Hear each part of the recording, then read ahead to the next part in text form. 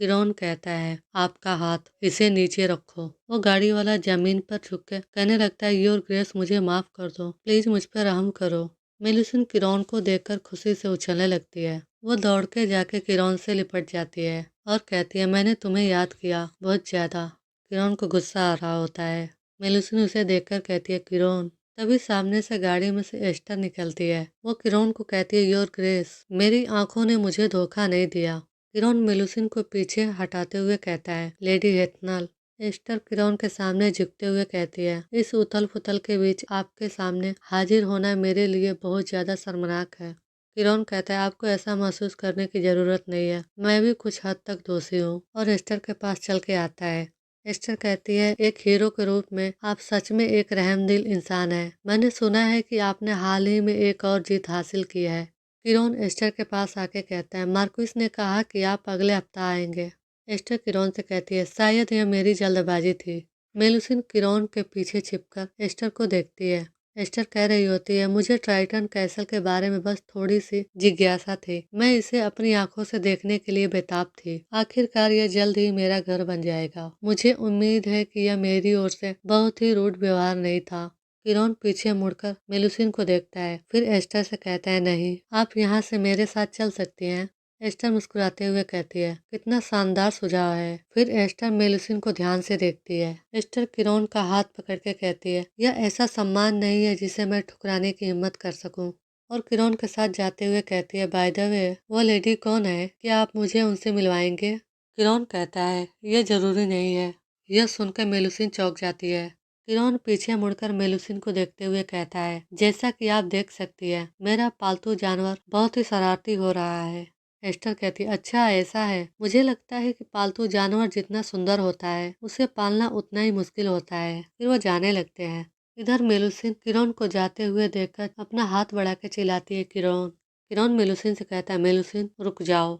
और वो दोनों चले जाते हैं। मेलुसिन उन्हें जाते हुए देखती है। वो उदास हो जाती है। उसे किरण का चेहरा याद आता है। वो कहती है, किरण, उसका चेहरा बहुत अजीब लग रहा था। तभी मेलुसिन के पीछे से वह जलपरी हंसते हुए कहती है, वो आएगा, जब समय आएगा आपको महासागर को ही चुनना होगा। वह जलपरी यह कहते हुए मेलुसिन का हाथ पकड़ लेती है और कहती है, आपको जाना चाहिए। मेलुसिन कहती है, क्या? फिर वो जलपरी कहती है, अगर तुम बस इसी के बारे में सोचती रहोगी तो बहुत देर हो जाएगी। फिर कुछ दिनों बाद दिखाया जाता है, मेलुसिन अपने कमरे में बहुत उदास बैठी रहती है। एनी मेलुसिन से कहती है, क्या तुम आज भी पूरे दिन अपने कमरे में ही रहोगी मिस मरमेड? आज मौसम कितना सुहावना है। मेलुसिन कहती है, हम। फिर वो एनी से कहती है, वो आज भी नहीं आ रहा है। एनी कहती है, जैसा कि मैंने आपको बताया था, योर ग्रेस बहुत बिजी है। फिर वो मेलुसिन के पास आकर कहती है, जैसे ही उनका काम पूरा हो जाएगा वह तुरंत आपसे मिलने आएंगे मिस मरमेड। मेलुसिन कहती है, क्या मैं उनसे मिलने नहीं जा सकती? अगर मैं शहर जाऊं तो क्या मैं उसे दोबारा देख पाऊंगी? यह सुनते ही एनी को झटका लगता है। वो कहती है, आपको ऐसा नहीं करना चाहिए। अगर तुम यहीं रुकी रहोगी तो वह आपके पास जरूर वापस आएंगे। प्लीज थोड़ी देर और वेट करें, ठीक है? मेलुसिन चुपचाप एनी को देखती है।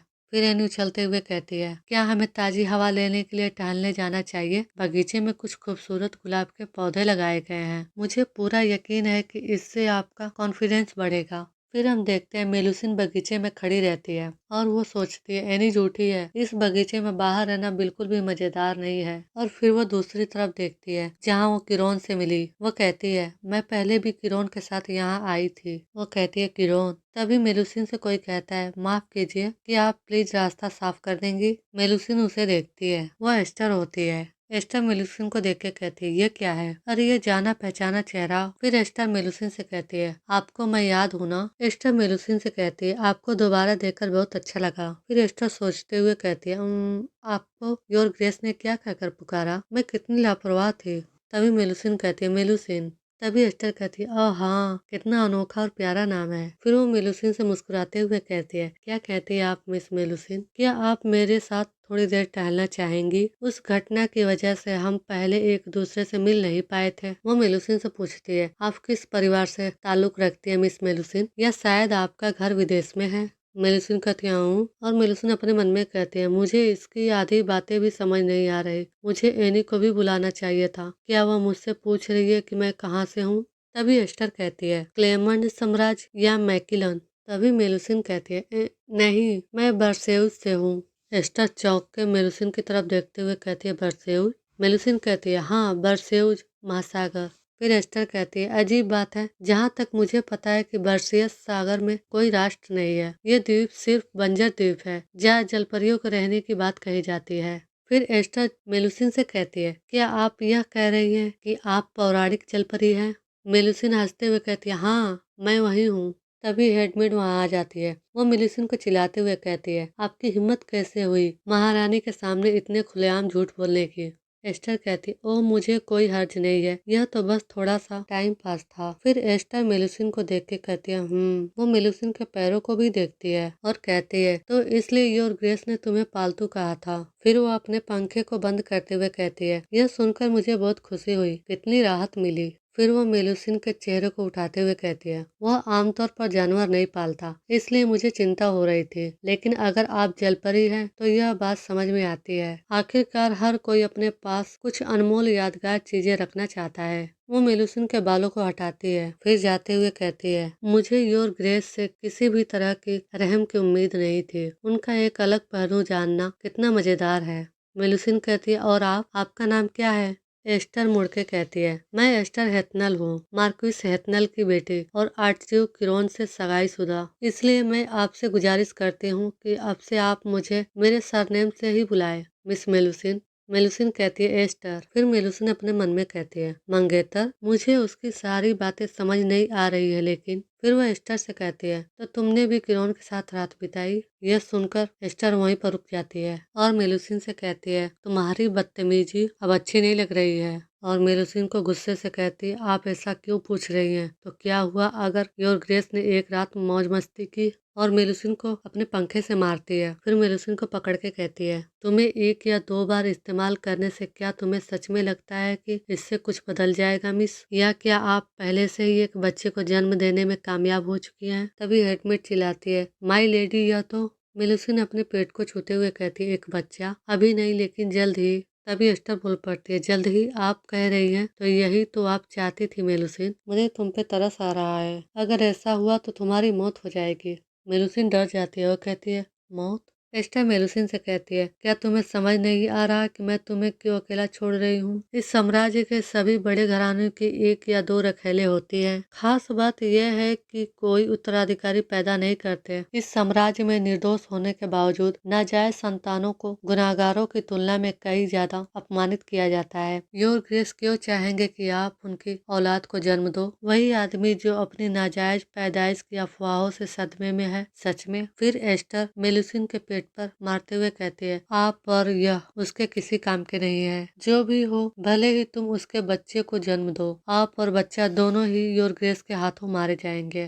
फिर एस्टर वहां से जाते हुए कहती है, खैर, तब तक तुम जितनी चाहो उतनी इमेजिनेशन करती रहो मेलुसिन। मेलुसिन को कुछ समझ नहीं आता। एस्टर कहती है, मुझे आपकी सैर बहुत अच्छी लगी, मेरे साथ चलने के लिए थैंक्स। फिर दूसरे सीन में हम देखते हैं मार्क्वेस हेथनल, जो कि एस्टर का पिता होता है। वो किरोन से कहता है, मैंने सुना है कि शहर में आपकी मुलाकात एस्टर से हुई थी। हुआ ये कि वह इतनी जल्दी में क्यों चली गई? वो आपसे मिलने गई होगी। प्लीज एक लेडी की उत्तेजना को माफ करें। किरोन वाइन पीते हुए कहता है, माफ करने जैसा कुछ नहीं, वो कोई परेशानी नहीं थी। फिर मार्क्वेस हेथनल कहता है, आपकी कठोर प्रतिष्ठा सचमुच आपसे पहले ही फैल चुकी है। फिर किरोन कहता है, वेल, दावत से पहले आप यहाँ सिर्फ बात करने के लिए आए हैं, है ना? मार्क्वेस कहता है, हाँ, मुझे उम्मीद थी कि मुझे सिंहासन पर कब्जा करने की आपकी योजनाओं के बारे में पता चलेगा। क्या आपके मन में कोई खास डेट है? तभी किरोन कहता है, और मुझे यह जानने की उम्मीद थी कि आप हाल ही में इतने सुर्खियों में क्यों रहे। आपको इतनी जल्दी क्या है मार्क्वेस? तभी मार्क्वेस हंसते हुए कहता है, मुझे लगता है कि आपसे कुछ भी नहीं छिपता। जैसा कि आप जानते हैं कि सरटासे में नया महल इस सर्दी के मौसम में बनकर तैयार हो जाएगा। प्लीज इस पर विचार करें योर ग्रेस। अगर सम्राट जो इस खूबसूरत महिला का वेट कर रहे हैं, अगर उसकी मौत वहीं हो जाती और एक नए सम्राट के युग का आरंभ होता, क्या यह कविता जैसा नहीं होगा? किरोन कहता है, क्या आपको लगता है कि हमें सरटासे में नए महल के उद्घाटन का इस्तेमाल सम्राट को मारने और सिंहासन पर कब्जा करने के लिए करना चाहिए?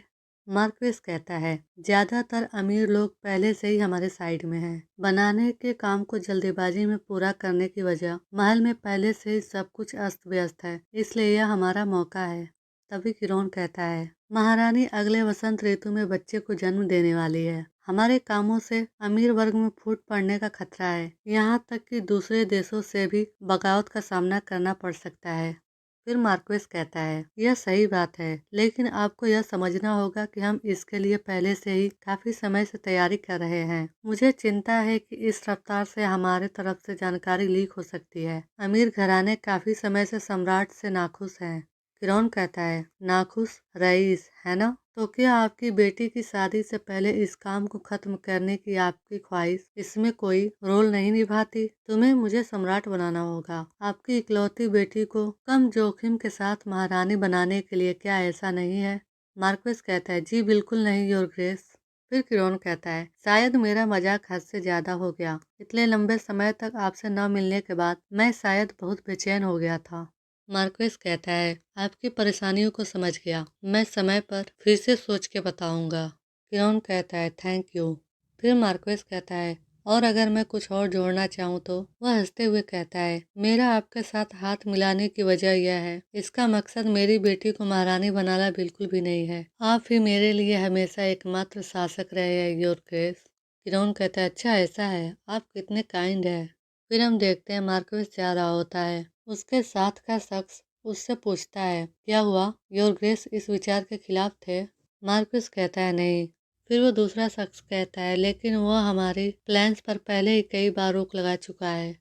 मार्क्वेस कहता है, चिंता न करें, सम्राट से हमसे भी ज्यादा नफरत करने वाला एकमात्र इंसान आर्कड्यूक है। आपके ख्याल से महाराज ने अपने महामहिम को कितनी बार वॉर में भेजा है? उसने इसे बेहतर विकल्प समझा होगा। इस तरह कठपुतली बने रहने की बजाय खुद सिंहासन पर कब्जा कर लेना बेहतर है। इसी वजह से वह एस्टर से सगाई करने के लिए राजी हो गया था। और सबसे ऊपर योर ग्रेस के मन में गुजरे सम्राट और सम्राट एडवर्ड के प्रति जो नफरत है, यह गहरी जड़ें जमा चुकी है। इसलिए चिंता करने की कोई जरूरत नहीं है। योर ग्रेस हमें कभी धोखा नहीं देंगे। इधर किरोन खामोश बैठा रहता है। उसे अपने पास्ट की बातें याद आती है। जब वो छोटा था, उसे उसका भाई पीट रहा होता है। किरोन कहता है, भाई प्लीज ऐसा मत करो। किरोन का भाई कहता है, यह सुनकर मेरा दिल टूट गया किरोन। यह देखकर दुख होता है कि तुम अब भी इतने नासमझ हो। क्या तुम्हें इस बात से इतनी तकलीफ होती है कि मैंने तुम्हें पिछले वॉर में अपने टीचर को मारने के लिए मजबूर किया था? क्या अभी तुम्हारे मन में उस घिनौने गद्दार के लिए प्यार है? किरोन डर से कांप रहा होता है। वह कहता है, भाई। उसका भाई कहता है, मार्क्वेस हेथनल ने मुझे सब कुछ बताया। जब मार्क्वेस किरोन के पास गया था, तब किरोन ने मार्क्वेस से बातें की थी। उसने मार्क्वेस को बताया था, जब से मैंने डंकन को मारा है, तब से मुझे लगातार बुरे सपने आ रहे हैं। आपने तो यह भी कहा था कि अब आप वॉर में नहीं जाना चाहते। किरोन डर से कांप रहा होता है और रो रहा होता है। उसका भाई कहता है, इस साम्राज्य का आने वाला आर्कड्यूक इतना कमजोर नहीं हो सकता। मुझे आज ही तुम्हारे इस रहमदिल रवैयों को हमेशा के लिए ठीक करना होगा। फिर वो चाबुक को अपने हाथ से पकड़ता है और मार्क्वेस से कहता है, मार्क्वेस दरवाजे को बंद कर दो। इधर मार्क्वेस कहता है, यस योर मजेस्टी। किरोन डर से दरवाजे की तरफ देखता है। फिर मार्क्वेस दरवाजे को धड़ से बाहर से बंद कर देता है। प्रेजेंट में किरोन ये याद करके हंस रहा होता है। वो कहता है, हेथनल तुम्हारे लिए एकमात्र शासक के साथ बर्ताव करने का एक मजेदार तरीका था। तभी इयान वहाँ आता है। वो किरोन से कहता है, योर ग्रेस आपके पास कुछ समय है? किरोन कहता है, क्यों? इयान बताता है, मुझे एक नौकर से रिपोर्ट मिली। आज दोपहर लेडी एस्टर को जलपरी के साथ बगीचे में घूमते हुए देखा गया। किरोन कहता है, जब मैंने उसे बाजार में देखा तो मुझे पता चल गया था कि वह कुछ गड़बड़ कर रही है। मुझे लगता है कि उसने खुद देखने के लिए काफी मेहनत की होगी। मुझे दुख है, मुझे उसे बाहर जाने की इजाजत नहीं देनी चाहिए थी। इयान कहता है, क्या मुझे अब से उसे उसके कमरे में ही बंद कर देना चाहिए? एस्टर एक चालाक लेडी है। वो यह जांच कर रही है कि क्या मेलुसिन उसके पोजीशन के लिए खतरा साबित होगी। अगर हम पूरी तरह से शामिल होकर उसकी हिफाजत करेंगे तो हालात और भी खराब हो सकती है। किरोन कहता है, फिलहाल हालात को जैसा है वैसा ही रहने दो। मैंने एस्टर को पहले ही दिखा दिया है कि मेलुसिन में मेरा कोई अपना फायदा नहीं है। जब वो खुद इस बात की जांच कर लेगी तब वो मान जाएगी। फिर दूसरे सीन में हम देखते हैं, एस्टर एनी से कहती है, अरे आखिरकार तुम मिल ही गई। आप मिस मेलुसिन की नौकरानी है ना? एनी कहती है, आपने मुझे बुलाया माय लेडी? एस्टर एनी से कहती है, आपको इतना डरने की जरूरत नहीं है। मैं बस मिस मेलुसिन के और करीब आना चाहती हूँ। आप समझ रही है ना? मुझे लगा था कि यह बहुत मजेदार होगा अगर वह कुछ दिनों में होने वाले मास्क परेड बॉल में हमारे साथ शामिल हो सके। आपको उसे जरूर लाना चाहिए। एनी घबराई हुई कहती है, खैर मिस मेरी मेरा मतलब है मिस मेलुसिन, वो अभी बहुत कमजोर है। और फिर इन्हें अपने मन में कहती है, नहीं, मुझे नहीं पता क्यों, लेकिन मुझे ऐसा लग रहा है कि मुझे लेडी एस्टर को मिस मरमेड से नहीं मिलने देना चाहिए। काउंट ने भी मुझे इस तरह की चीजों के बारे में आगाह किया था। जब तक वह न कहे, योर ग्रेस ने ऑर्डर दिया है कि जलपरी के बारे में उनकी जानकारी के बिना कोई फैसला नहीं लिया जाएगा। मिस मरमेड योर ग्रेस की खास है, मैं उसे उनकी इजाजत के बिना कहीं भी जाने नहीं दे सकती। फिर एस्टर कहती है, तो इसका मतलब ना है? एनी कहती है, जी जी, मुझे वाकई बहुत खेद है, लेकिन एस्टर कहती है, अच्छा तुम देखो। तभी दो नौकरानियां एनी को पकड़ के नीचे की तरफ बैठा देती है। एस्टर एनी से कहती है, मैंने आपसे ऐसा करने के लिए नहीं कहा था, मैं तुम्हें ऑर्डर दे रही थी। ठीक है, चलो अब इसे दोबारा कोशिश करते हैं। वह एनी से कहती है, मुझे हैरानी है कि तुम इतनी सख्त क्यों हो। हमारे बीच भरोसे की कमी ही इसकी वजह होनी चाहिए। एनी नीचे जमीन पर बैठी डर से कांप रही होती है। एस्टर कहती है, ठीक है, तो फिर इसके बारे में क्या ख्याल है? मैंने सुना है कि आपके 3 हट्टे कट्टे जवान भाई हैं। एनी यह सुनकर डर जाती है। एस्टर कहती है, उन्होंने कम उम्र से ही वॉर में कई महान काम किए हैं। अगर आपके भाई वॉर में शामिल होते हैं तो उन्हें बहुत कुछ सीखने को मिलेगा। एनी एस्टर का पैर पकड़ के कहती है, प्लीज नहीं मैडम, मेरे भाई अभी बहुत छोटे हैं। एस्टर एनी की तरफ देखते हुए कहती है, आप नहीं चाहती कि मैं आपकी मदद करूं? कहते हैं प्रैक्टिकल एक्सपीरियंस से ही सबसे ज्यादा सीखने को मिलता है। एनी डर से कांप रही होती है। वह एस्टर से कहती है, मैंने पहले गलत शब्द बोल दिए थे, मैं आपके हिसाब से ही करूंगी। मेरे भाइयों को बख्श दो प्लीज। एस्टर कहती है, वाह, यह तो बहुत अच्छी छोटी नौकर है, तो मैं इंतजार करूंगी। फिर हमें कुछ दिनों बाद का दिखाया जाता है। एनी मेलुसिन का मेकअप कर रही होती है और उससे कह रही होती है, और आपकी ड्रेस के साथ कोरल रंग का वो अच्छा लगेगा। मेलुसिन एनी से पूछती है, एनी क्या मैं कहीं जा रही हूँ? एनी वहीं रुक जाती है। फिर मेलुसिन से कहती है, मिस मरमेड, याद है मैंने आपको बताया था कि इस हफ्ते फसल फेस्टिवल है? मेलुसिन कहती है, हाँ। मेलुसिन खुश होते हुए कहती है, देखने लायक बहुत सारी चीजें थी, ढेरों फूल और मुझे कैंडी मिली। एंड तभी एनी घबराते हुए कहती है, यह फेस्टिवल का आखिरी दिन है, शाम को एक शानदार दावत का आयोजन होगा, आप भी मौजूद रहेंगी मिस मरमेड। आप मास्क पहनेंगे और नाचते हुए खूब मस्ती करेंगे और आपको बहुत सारे लोगों से मिलने का मौका मिलेगा। मेलुसिन कहती है, मिलूंगी? क्या किरोन भी आ रहा है? क्या मैं उससे वहाँ मिल सकती हूँ? एनी उससे कह पाती तभी दरवाजा खुलता है। एनी डरते हुए मेलुसिन से कहती है, नहीं, आज रात। तभी एस्टर की नौकरानी एनी से कहती है, लेडी एस्टर ने मुझे मिस मेलुसिन को लाने के लिए कहा है, क्या वह तैयार है? इधर मेलुसिन सोचती है, एस्टर? एस्टर की नौकरानी कहती है, जी हाँ, उन्होंने गुजारिश की है कि मिस मेलुसिन को तुरंत उनके पास लाया जाए। वो मेलुसिन के पैरों को देखती है, फिर कहती है, हालांकि अभी गर्मी का मौसम है, लेकिन रातें ठंडी होने लगी है, इसलिए उसे जूते पहनने होंगे। एनी झुकते हुए मेलुसिन को जूती पहनाने लगती है और कहती है, जी हाँ बिल्कुल, एक पल रुकिए। मेलुसिन कहती है, एनी, मुझे ये पसंद नहीं है। एनी घबराते हुए मेलुसिन से कहती है, प्लीज आज के लिए थोड़ा सब्र रखें मिस मरमेड। अगर आप दावत में जाएंगी तो शायद आपको योर ग्रेस से मिलने का मौका भी मिल जाए। अगर आप योर ग्रेस से मिलो तो आपको उनसे मदद जरूर मांगनी चाहिए, ठीक है? एनी मेलुसिन को यह बात धीरे से कहती है। मेलुसिन कहती है, एनी। फिर एस्टर की नौकरानी मेलुसिन को खींच कर ले जाने लगती है और कहती है, समय नहीं है, इस तरफ। मेलुसिन कहती है, वेट, रुको। फिर एस्टर की नौकरानी मेलुसिन को मास्क देते हुए कहती है, रुको, अब से तुम्हें इसे पहनना ही होगा। मेलुसिन वो मास्क लेके अपने चेहरे पर लगा लेती है और जाते हुए सोचती है, मुझे अभी जो कुछ भी हो रहा है वो कुछ भी समझ नहीं आ रहा है। क्या मुझे किरोन से मिलने पर पता चल पाएगा, जैसा कि एनी ने कहा था? शायद वो समझाएगा कि सब कुछ इतना अजीब क्यों है, और वो जाने लगती है। तभी वो उस जगह पहुंचती है जहाँ बॉल पार्टी रखी गई थी। वो कहती है, वाह। वहाँ खड़ा एक शख्स मेलुसिन से कहता है, एक्सक्यूज मी माई लेडी, क्या आप रास्ता भटक गई हैं? मेलुसिन वहाँ खड़े उन दोनों शख्स से पूछती है, मैं किरोन को देखना चाहती हूँ, किरोन कहाँ है? वो दोनों किरण का नाम सुनकर सोच में पड़ जाते हैं। फिर दूसरा पहले से पूछता है, आपका मतलब योर ग्रेस से है? फिर उनमें से एक कहता है, मुझे लगता है कि मैंने वो गुलाबी बाल कहीं देखे हैं। क्या यह वही लेडी नहीं है जो महल के बाहर योर ग्रेस के साथ थी? वहाँ खड़े लोग आपस में बातें कर रहे होते हैं। तभी पीछे से एस्टर की नौकर चिल्लाते हुए कहती है, ओ माय गॉड, आखिर वो कौन हो सकती है? फिर वो कहती है, ये वही मास्क है जिसे डांसर लड़कियां पहनती है। तभी एस्टर कहती है, अगर वो योर ग्रेस के साथ महल में आती, शायद उसने उसे परफॉर्म करने के लिए भेजा है। तभी वहाँ के लोग कहते हैं, ओह यही तो बात होगी। फिर वहाँ एक शख्स कहता है, योर ग्रेस को पार्टी ऑर्गेनाइज करना बखूबी आता है। फिर एक शख्स मेलुसिन का बाल पकड़ के पीछे की तरफ खींचता है और कहता है, गुलाबी बाल है ना? मुझे हैरानी है, योर ग्रेस को ऐसा दुर्लभ नमूना कहाँ से मिला? यह एक नाचने वाली के लिए कितना शर्मनाक है। उनमें से और लोग कह रहे होते हैं, अरे हमें अपना नाच दिखाओ। मेलुसिन कुछ कह नहीं पाती। तभी पीछे से एस्टर मेलुसिन के कंधे पे हाथ रखती है। मेलुसिन कहती है, नो। एस्टर मेलुसिन से कहती है, आपको यहाँ देखकर बहुत अच्छा लगा।